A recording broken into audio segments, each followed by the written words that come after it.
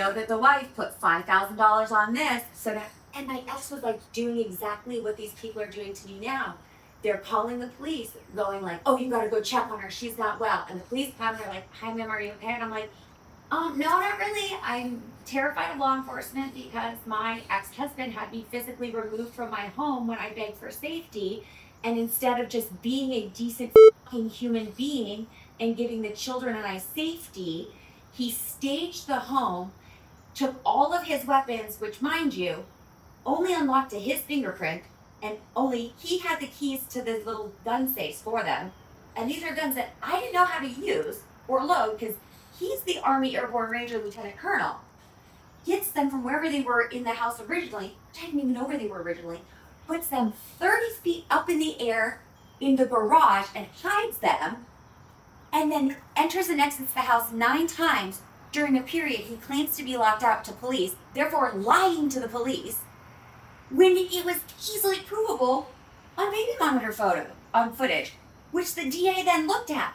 But the damage is already done. He has then had me falsely removed from the home because here's the rub, Dr. George, and like, you need to know this and like do your research, study it, vet it, do the ADA searches, do the Department of like Health and Human Services. Like, I will get you guys all of the data. I'm incredibly well researched. Heck, had literally nothing to do with my time but this. And it's terrifying because what happens is the police will then come to a home and the abuser will stand there and claim that the wife is crazy while she's standing there in the middle of a PTSD trigger, likely still injured from his most recent abuse, which I was because he had put me in the hospital on the 17th of November and then raped me on the 19th of November and then called the police on me on the 20th when I was like, can you please just leave our house? Like, can you please give the kids a nice space? But instead of actually giving us space, what he does instead is he goes outside, he schemes for an hour, then he comes back inside, stages our home, hides his weapons, and then enters and exits the home 9 times, which, again, 4 months later, the DA of Monterey County throws the case out because they're like, he told the cops he was locked out. Mind you, these are military police. And when I say military police, I mean they're like, it's like worse than a rent-a-cop. They get 6 weeks of training. They have no law enforcement training, no safety training, no trauma training, no domestic violence awareness. I was doing the universal hand signal for safety where you like put your thumb in and down and they're going, are you okay? And I'm like, yeah, everything's fine. No, we're totally good. Like, like, don't you realize the danger you're putting me in by even asking me that? Like, if I say literally anything other than whatever it takes to get you guys out of my house and him and me safely wherever we need to be, that is the answer. Because any answer other than that gets me f***ing killed tonight. Or worse, Dr. Storage, they take the husband, they let him out in 24 hours because of course he's going to post bond, right? He probably has an asshole mother-in-law like mine who's literally funded this entire f***ing thing. My ex-husband comes from money and my mother-in-law calls my children her babies. She's like, those are my babies. I'm like, no, Pamela, those are my children. I gave birth to them. No, those are my babies. She literally paid this unscrupulous attorney, Brianna Cornwall, over $100,000 to do this to me for a year. And we finally caught her and she's finally getting sanctioned and she's finally like, we're now in a position to like go back and be like, yeah, you guys, you like whoever published those records, for as horrific and like gut wrenching as it is to even like think about what that signals for all, like, think about all the other survivors who right now are like, whoa, look what happened to that bitch when she spoke up. Fuck that. Like, I'm not stupid. And they would be stupid to speak out. And you and I said this, or I said this to you when I was like thinking about doing the podcast, like being like, I don't know, it feels like it's helping, but like right now I'm just talking about my military journey and like I'm gonna be that wife that's like, oh, like a traitor and a turncoat. And I said, but I'm also going to be a hero to a big portion of our community because I know the women who survived this with me and they don't talk about it because we don't talk about this stuff. Like in our community, in military communities, you don't talk about the abuse because if you talk about the abuse, the soldier loses everything. And if the soldier loses everything, the family loses everything. So you're literally disincentivized from reporting your own abuse. Because had I told the fake police, the military police that night when they showed up at my house and were like, well, somebody called the police, and I'm thinking, oh, my dad called the cops. Oh, shit. He's going to get me killed. Like, Dad, what do you, I told you I was ready, but not right this second. Like, shit. I think a girlfriend's called. I'm like running through my brain. I'm like, who did I say what to that is going to get me killed tonight? Because like somebody called the cops.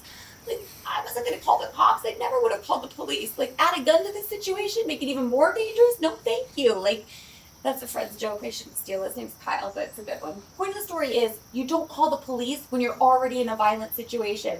Because 9 times out of 10, you're going to be the one that they take because the person is going to make you look unstable. Which is exactly what my ex did. The police get there. I'm at home alone with the kids. I have photos of me in bed with my 2 daughters. We're folding laundry, watching a cartoon.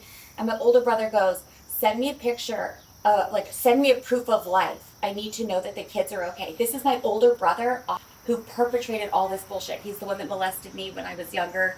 And I was telling you how when Dan touched my breast, the last time he ever assaulted me, it must have triggered that instant, that's my body remembered it more than my mind did, and then my mind and body connected it. I was like, oh wow, that's why that was so significant for me, because the 2 of them are in cahoots. They were in the service together. End of the story is, I didn't know who called the police that night. I'm frantic because I'm thinking something, one of these people who I know is a good person and is trying to keep me and my kids safe has just done the worst possible thing and called for police, but it's just going to make it worse because they're going to take him. He's going to come back and kill us if I'm not out of that, if I don't run. But you can't run because then they say, well, if you leave, you're kidnapping. But if you try to get your kids to safety, we no longer have laws in this country, Dr. Storage, where a woman can safely take her children and flee. If a woman takes a child, sometimes even out of their county, they're arrested and jailed.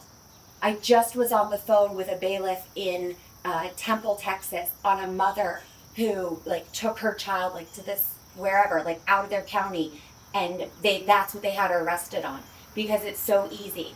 Okay, I know this sounds like a crazy person's ranting, and all of it, none of it makes sense because you're like, but why? Because there's abusers like my ex who are just garden variety fucking assholes. He has his own sexual trauma, his own bullshit, his own mother. Usually there's a fucking mother-in-law involved who is funding this bullshit, going, my son is perfect and he's the king. And it's like, you know what?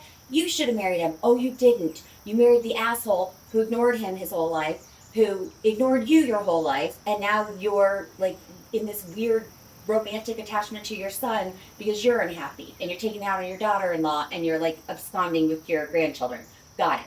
The number of women that I know that are exactly like me, I'm like, what's your mother-in-law like? They're like, oh, don't even. And I will say 3 things. They're like, how did you know? I'm like, because it's a pathology. It's literally a pathology. It is there's the weaponized mother-in-law, and then there's the weaponized stepmother, where these men, and it's typically men, there are some women, and they have a whole other pathology. Anyways, there's those people, right, in family court, and they're just playing the game. They're doing to women like me, who at the very beginning are like, you know what, whatever you want, where do you want me to sit? How do you want me to stand? Where do you want me to go? What do you want me to do? You just tell me and I will make it happen. You can have absolutely everything. I don't need anything. I just want custody of the kids. Oh, I can't have full custody because that's not what the laws are. Okay, I'll take 50 custody. Oh, I can't have 50 custody. Why? Why can't I have 50% custody of my kids? We've proven that these false allegations of domestic violence are just that, false, because the county of Monterey can see you on our baby monitor coming in and out of the home 9 times. We all see that with our eyes. So that first initial false accusation that you made was false. But Dr. Storage, they don't go all the way back to when it happened. They then litigate on top of it. And you have these disgusting perpetrators like Brianna Cornwall, who is one of those women who doesn't have her own kids and doesn't understand the type of evil that it is to keep a woman like me who literally lived and breathed for my kids. Dr. Storage, the number of women and men, there are fathers out there who are literally gasping for air at this very second, trying to stay alive for another hour. filing another court document going like, this will be the one. But you're never going to get any further because the courts are corrupt and they go play pickleball together. And oh, you don't say that Commissioner Mendoza and Brianna Cornwall are in the same whatever women's of Monterey County fucking losers are anonymous lawyer bullshit. Like they all run in these little cliques and they're like literally rubbing elbows. How do I know this? Because I've been working with DOJ whistleblowers who are literal lawyers who are like, no, like this is what they do. And I'm like, well, why are you telling me this? They're like, well, duh, because they ran it on me. Like, well, of course I'm telling you this because you're the only person stupid enough to fucking talk about it. Like, I am now starting to wonder, like, did the court publish that on purpose to try to trigger me so badly that I would have killed myself? Like Dr. Storage, if I didn't have my dog, if I didn't have Luna, like I live alone and I literally was like begging anybody I could find. I was like, hey, could you come get my dog in a few hours? Could you come get my dog? Like, I'm gonna leave the door open. Could you come get the dog? I couldn't figure out how I was gonna do it because I don't have any medication. I don't even know what I would have taken anyways. My roof isn't very tall. I don't think I have a rope. Like, I don't have any weapons. Like, so I couldn't get far enough into the planning of it that I was gonna do it.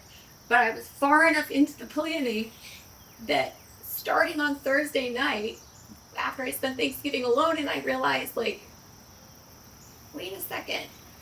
The judge recused, that's good. But oh my God, she recused because they published my records. Yeah, I'm so sorry. I can't even wrap my head around. I